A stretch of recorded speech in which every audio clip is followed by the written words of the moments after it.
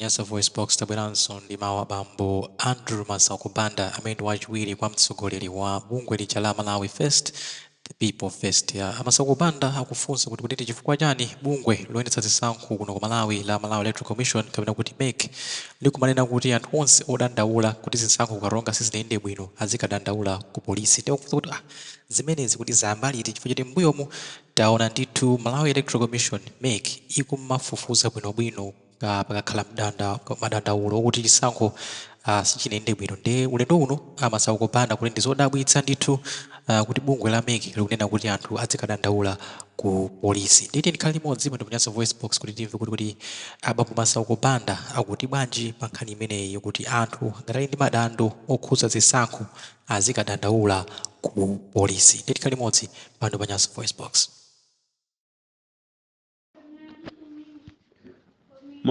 Moni amalawi anzanga kulikonse kumene tili, taswera bwanji tonse, taswera bwanji. Ndabwera ine Andrew Masauko Banda, nzika yokhudzidwa kuchokera mboma la Mangochi, pa mchombo penipeni pa boma la Mangochi, amene ndine Vice President wa pressure group ija yokondedwa Malawi First the People First. Gulu lokhalo limene cholinga chathu ndikuyima pa chilungamo.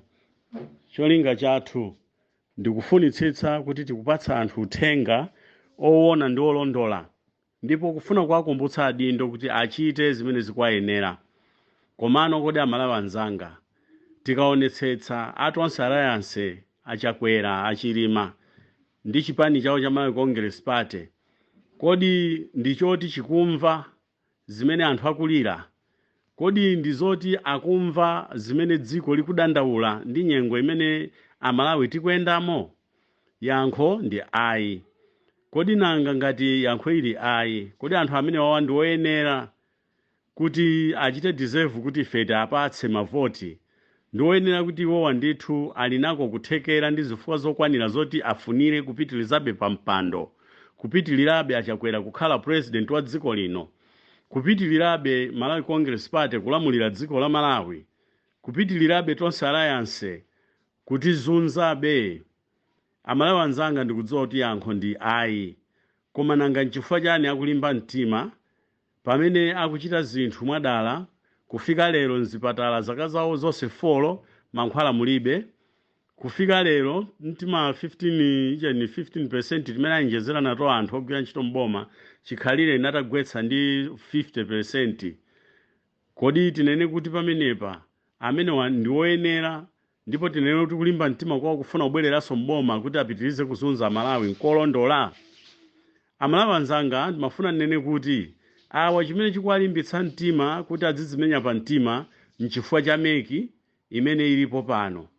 Tinene zoona MEC imene ilipo pano sikuthandiza china chilichonse chokhudzana ndi mavuto obwera chifukwa cha kusalungama kwa anthu amene akupikisana makandidate.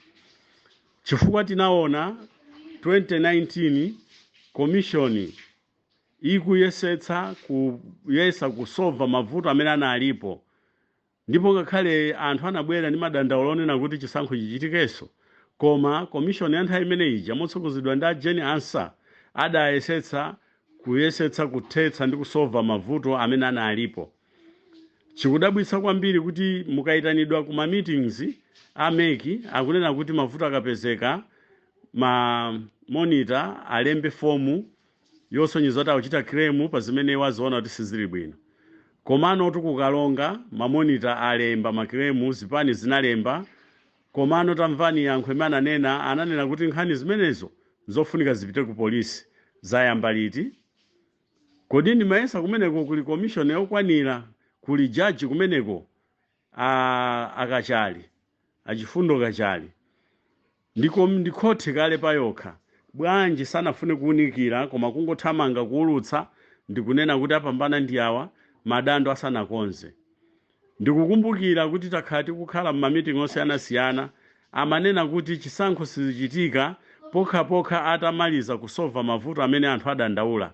Koma kodi kukalonga zachitika choncho? Kodi tikanena kuti MEC ndino amene mukufuna kudzabereka Malawi Congress Party kuti dziko la Malawi, mtundu wa Malawi tidzapitirire kuvutika, tikhati kunama? Kodi mukamachita chonchi inu ameki, chikhulupiriro chathu ife tikukhulupirireni bwanji? Pamene mukupereka yankho yonena kuti mavuto onse okhudzana za chisankho anthu akadandaule ku polisi, zabwera liti kuti ikhale criminal case?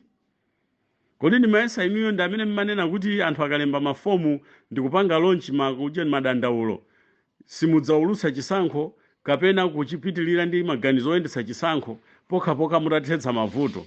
Lero zakhala bwanji kuti anthu akadandaule ku polisi ipite ku khoti ipite khoti yake iti imene mukufuna onena kuti ingachite chilungamo? Ngati inuyo ameki akachali ndi gulu lanu mukulephera kuthetsa mavuto a khoti a chisankho, kodi ndi polisi yake iti imene ingachite chilungamo kuposa inuyo awoyang'anira za chisankho?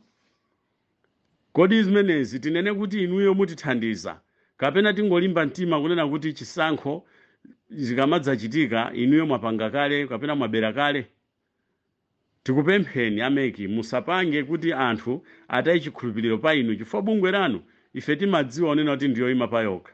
Komano mukuoneka kuti utsogoleri wa meki ukufuna kupha amalawi, ukufuna kupitiliza kuchita mamisteki amene adachitika zaka zambuyozi.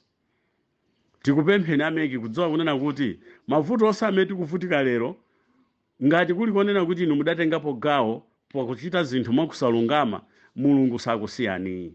Mulungu sakusiyani achita nanu. Komanso ngati mwadzikhazikitsa kale kunena kuti 2025 inuyo ngati ameki ngati commission mwauza kale kuti amene wadzapambana ngakhale ife tidzavote kasi tidzavota, koma chisankho inu mu mtima mwanu ngati ameki mwachipanga kale pofuna kusangalatsa ena ndi zolinga zanu, mudziwe kuti Mulungu sakusiyani, akupatsani matenda akhate. Ndipo ndikutsimikizireni kunena kuti mavuto amene tikuvutika nawo pano, ngati kuli konena kuti kumbuyoko boma linaberekedwa kuti lifike tonse alliance ikhale mboma, Mulungu sakusiyani. Mulungu amene mankhulupirira ine, Mulungu amene timankhulupirira amalawi, sakusiyani nonse amene mudatengapo kusalungama pokhapokha ngati amalawi adayika adi boma ili pampando. Koma potengera amene ndikuonera ndi mmene akuchitira, akadakhala kuti anayikidwa ndi anthu conscious bwenziko atsutsa kunena kuti anthu adatikhulupirira adatika pampando. Koma chifukwa choti mukudziwa kuti amene adakuyikani pampando inu atonse alliance munapanga kale njira zowasangalatsa powapatsa zindalama zambirimbiri, ndiye simukusowaso kunena kuti musangalatse ife amalawi. N'chifukwa chake mukupitiriza kuchita zoyipa ngakhale tikupita ku chisankho.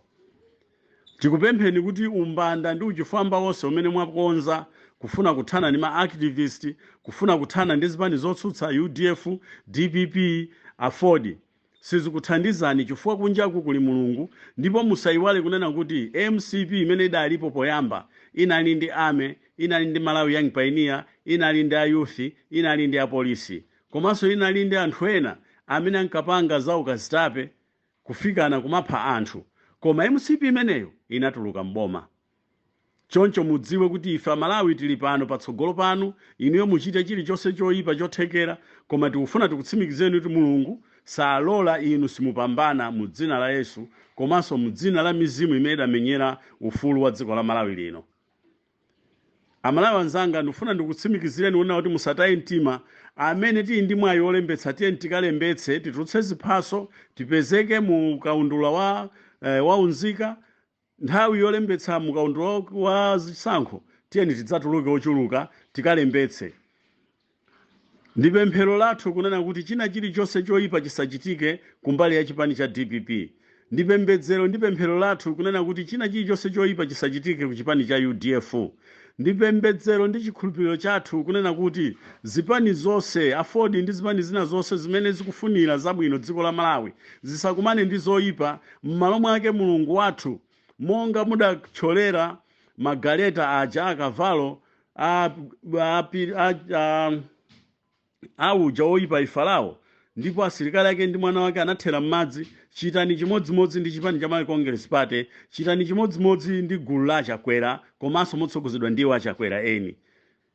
Aliyense amene akulimbana ndi dziko la Malawi ndi cholinga choti adzipezere iye ufulu, apitirire kulemera, ndi cholinga choti apitirire kudya bwino mosaganizira mtundu wa Malawi, Mulungu tikupembedzera dziko lino kuti anthu awa apatseni khate, apatseni matenda amaso amene anthu akuvutika nawowa, apatseni china chilichonse chimene inu mungathe kuwalanga nacho kufikira atazindikira monga inu mudachitira ni mfumu ija ya Nkhanza ku Igupto kuja, wawitsani madzi awo, ponyerani matenda ziweto zawo, ana awo, ndiye na onse olumikizana ndi amene sakufunira zabwino dziko la Malawi, amene sizikuwakhudza kulira kwa mtundu wa Malawi, osauka, Amalawi ovutika, amene iwo ngakhale ife tikulira, ngakhale Malawi akulira, koma iwo wakuona kuti nzokoma ndikupitiliza kumadyera masuku anthu pamutu. Amalawi anzanga, mokulimbikitsani musataye mtima, kumwamba kuli Mulungu.